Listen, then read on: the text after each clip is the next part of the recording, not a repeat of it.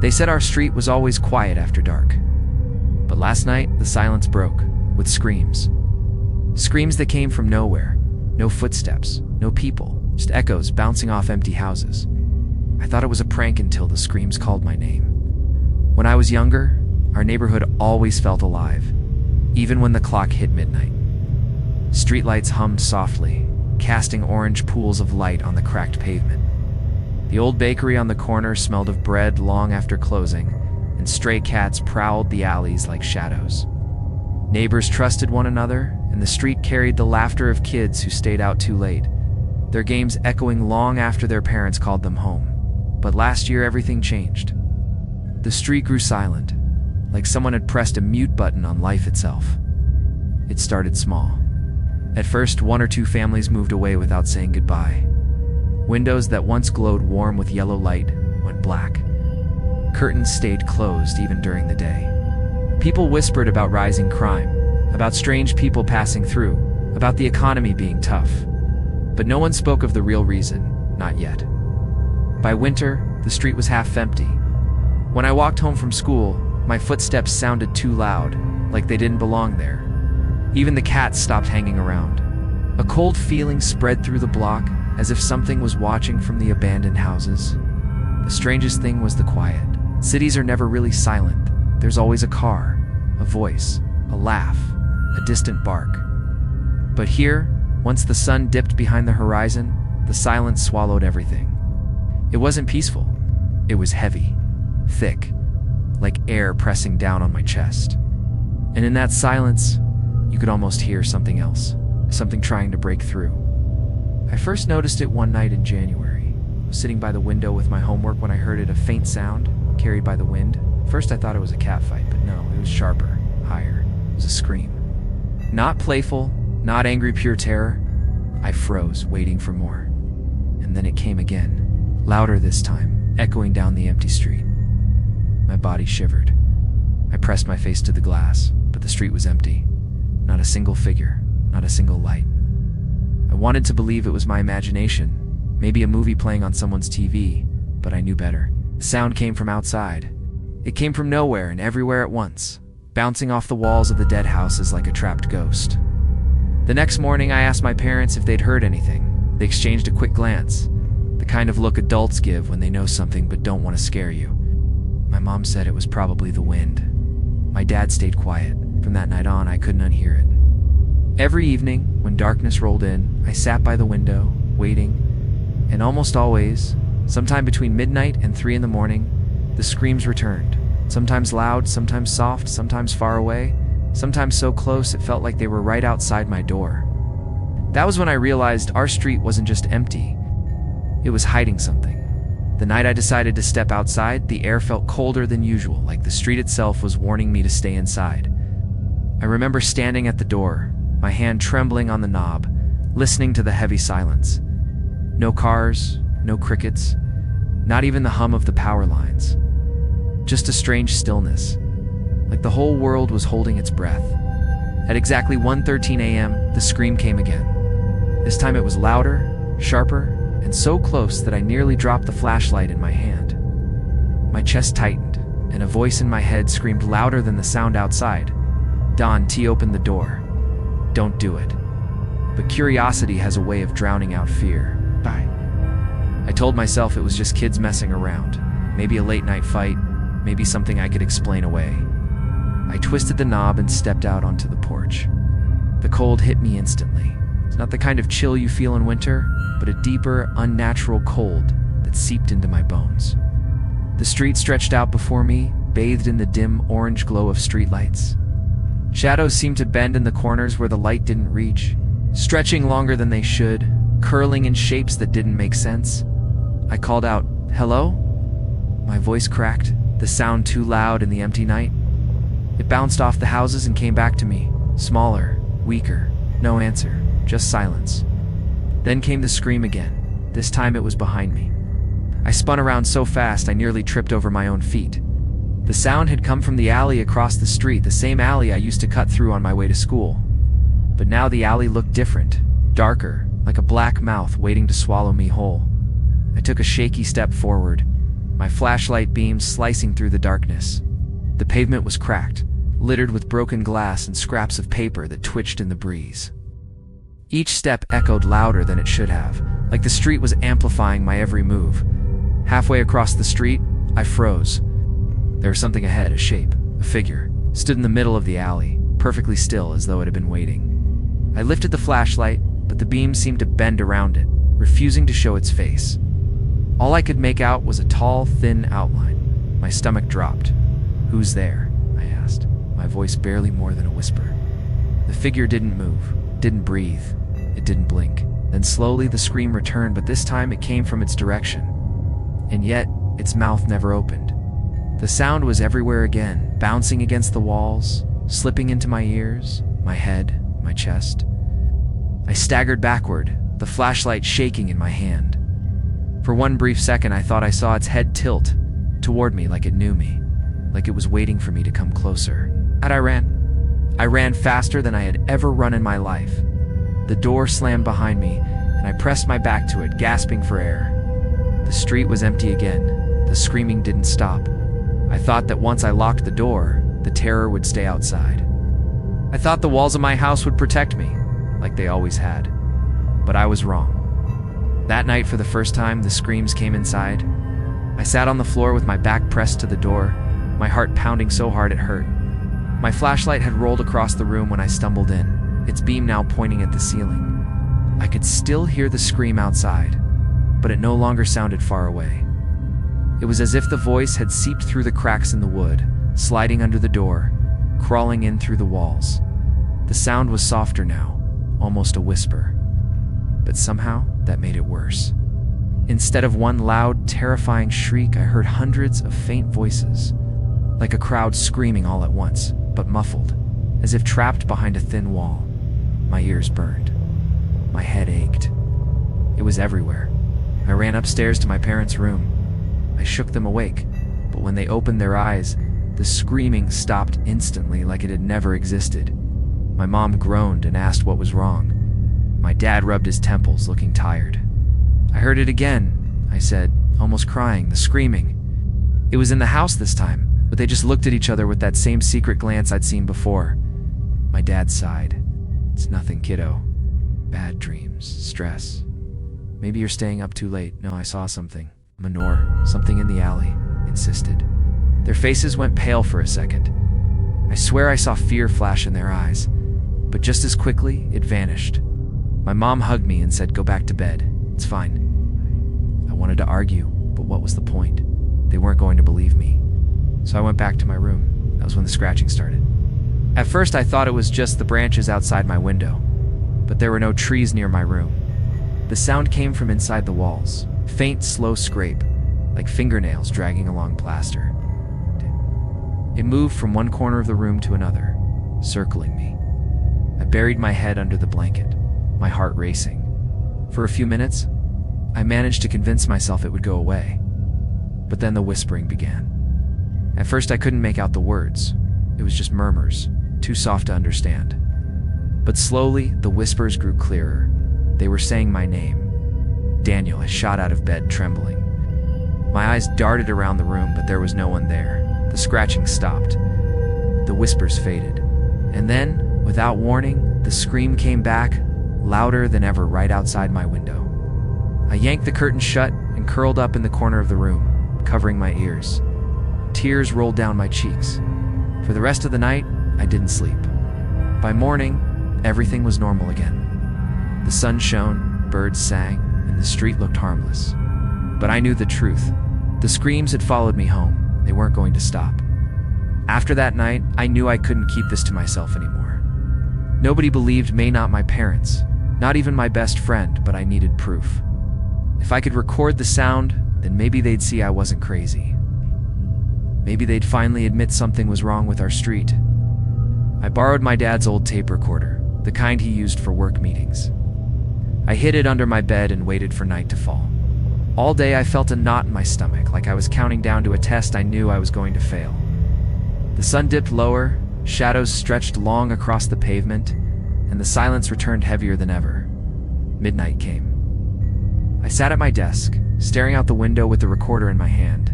At 1:07 a.m. it started. The first scream cut through the silence, sharper than a knife. I jumped, my finger fumbling on the record button. The machine whirred to life, and the red light blinked. "Achoo," I whispered. The screams grew louder, closer, circling the house like wolves. My whole body trembled, but I forced myself to stay put. The tape recorder hissed softly as it captured every sound. For the first time, I felt a strange kind of power, like I wasn't just a victim anymore. I was gathering evidence. But then, something changed. The scream stopped suddenly, cut off mid-shriek. My room fell silent. Too silent. The air felt heavy, like the walls were leaning in. I looked at the recorder, it was still running, the red light blinking. Then, through the hiss of static, I heard it.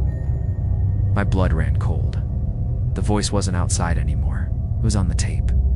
The recorder whispered my name. I ripped my headphones off, my heart pounding. That wasn't possible. It couldn't know my name. But before I could react, the whisper came again, this time, not from the machine, but from the dark corner of my room. I swung the flashlight toward the corner. Nothing, just shadows. But the whisper didn't stop. It was closer now, right behind me. I spun around, but there was no one there. My chest tightened, and the air felt thin. The room reeked of something rotten, like meat left out too long. The recorder clicked suddenly as if someone had stopped it. The tape whirred back, rewinding on its own. My hands shook as I grabbed it, slamming the stop button, but it wouldn't respond. The machine kept running, the reels spinning faster and faster. Then, out of the static, the screams poured out again, only this time. They weren't from outside. They were inside the tape, inside my room, bursting from every corner. I couldn't take it anymore. I yanked the recorder's batteries out and hurled it across the room. The noise stopped instantly, leaving me gasping in the silence. My ears rang. When I picked the recorder up the next morning, the tape was blank. No voices, no screams, just silence. But that night, the screams returned louder than ever. And now, I knew something for sure. They wanted me. For weeks, the screams only came at night. I almost convinced myself that as long as I stayed inside during the dark hours, I was safe. But I was wrong. They were no longer bound to the night. They had started to follow me in the daylight. It began at school. I was sitting in class, pretending to take notes while my mind replayed everything from the night before. My teacher's voice droned on, but I could barely hear her over the pounding in my head. Then, clear as day, I heard it. A faint scream. I froze. My pencil slipped from my hand. I glanced around the classroom, expecting others to react, but no one moved.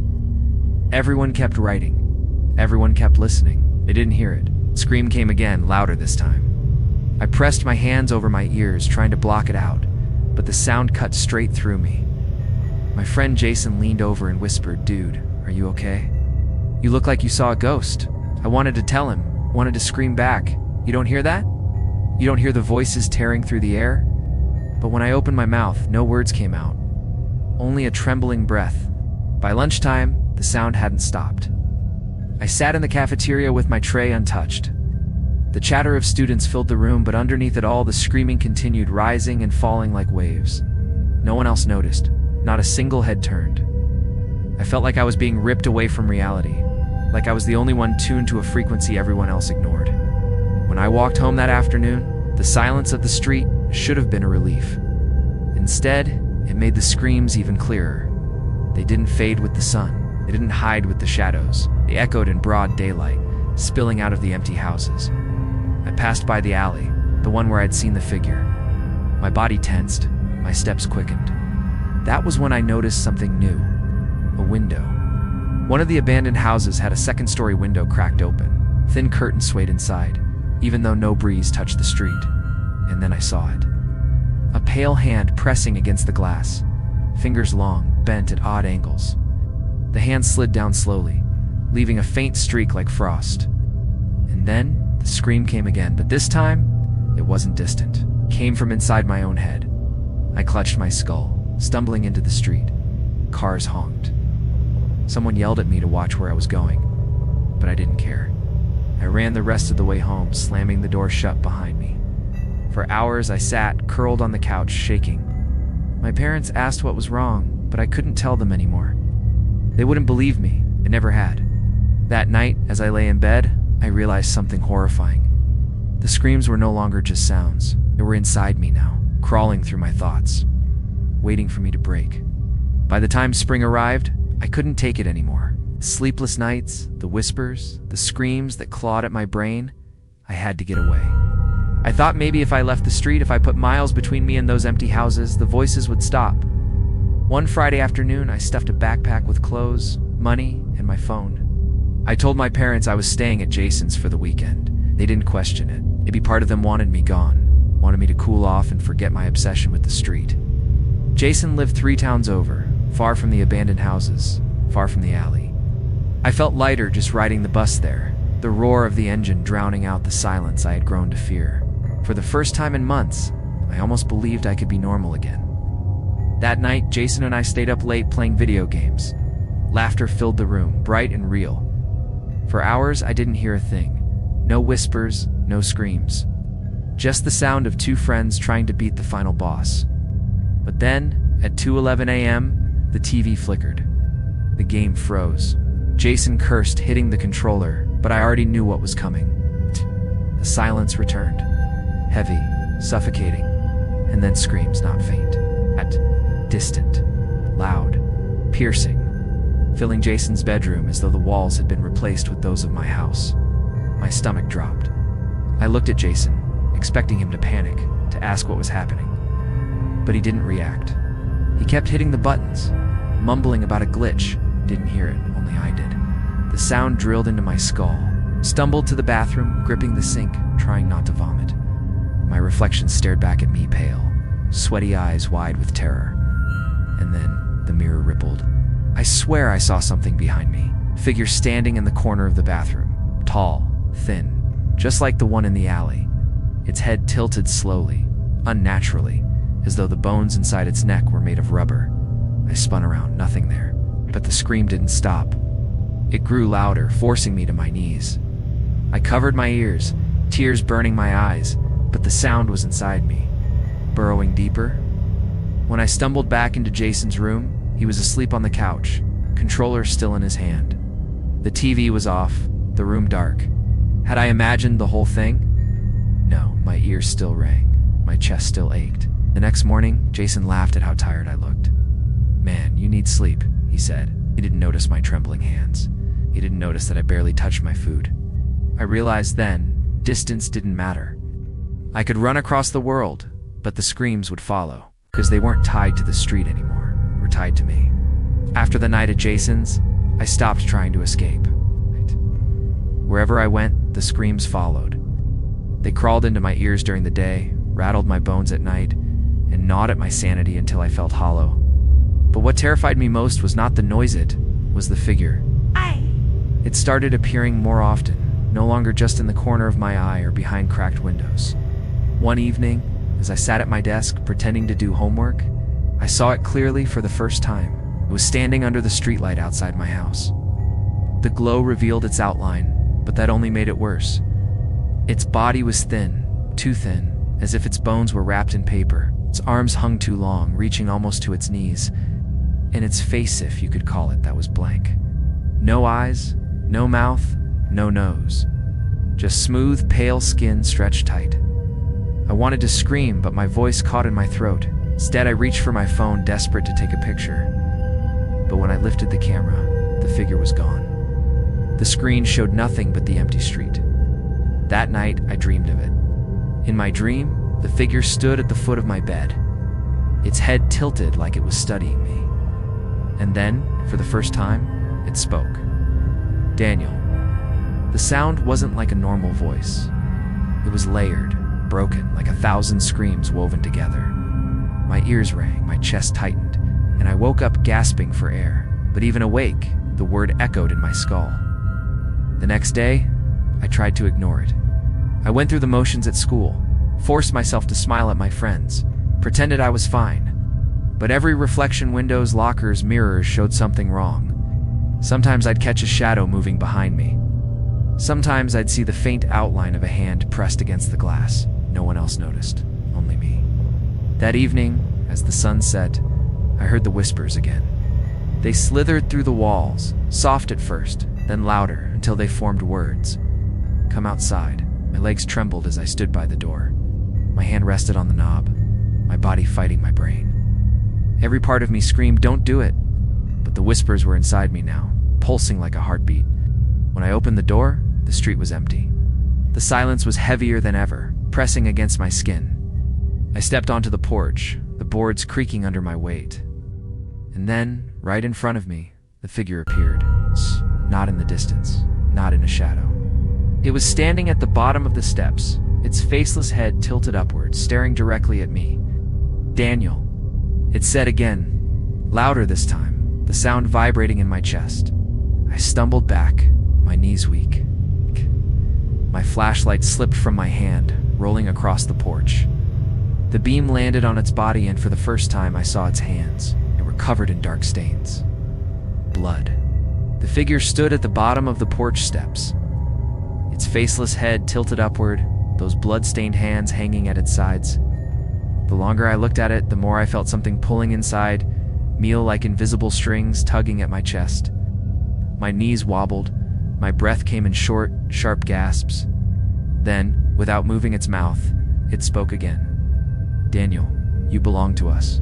The voice wasn't just sound anymore. It was inside me, vibrating in my skull, echoing through my bones. I clutched my ears and screamed, but my own voice was drowned out. The night itself seemed to twist and bend under the weight of the noise. Windows rattled, the streetlights flickered, stumbled backward, tripping over the threshold of my door. I wanted to run, but my body wouldn't listen. My legs felt heavy, glued to the floor. The figure took one slow step closer, its long arms swaying unnaturally, joints cracking as it moved. Then I realized something horrifying. The screams, the ones I'd been hearing for months, weren't random. They weren't lost voices or echoes of pain. They were people. People who had stood exactly where I was standing now. People who had looked into the blank face of this creature and never escaped. Every scream was a soul trapped, stitched together into one endless chorus of agony. And now, they wanted me to join them. The figure raised its hand, fingers long and crooked, and pointed at me. My body jerked forward against my will like a puppet on a string. My nails scraped against the floor as I fought to hold on. Tears blurred my vision. My heart hammered so violently I thought it would burst. "Daniel," the voice thundered again. Behind me, I heard my parents rushing down the stairs. "What's happening?" my mom screamed. My dad tried to pull me back, his hands gripping my shoulders. For a moment, I thought he might save me. But then I saw their faces. They weren't surprised. They weren't confused. They were terrified, but not of the figure of me. My mom's eyes filled with tears. My dad whispered, "It's too late." The figure's scream tore through the house, louder than anything I'd ever heard. The glass shattered, lights exploded, and my parents collapsed to the floor, covering their ears. My body lifted off the ground, weightless, pulled toward the faceless monster. The last thing I remember is darkness swallowing me, 1,000 voices screaming inside my head, my own voice joining theirs. When I opened my eyes, I wasn't in my house anymore. I was standing in the middle of the empty street. The figure was gone. The houses were silent, but the air buzzed with echoes. And then I realized I was one of them now. My mouth opened, but no words came out. Only a scream. The street would never be empty again, because now, the next person who walked it would hear me.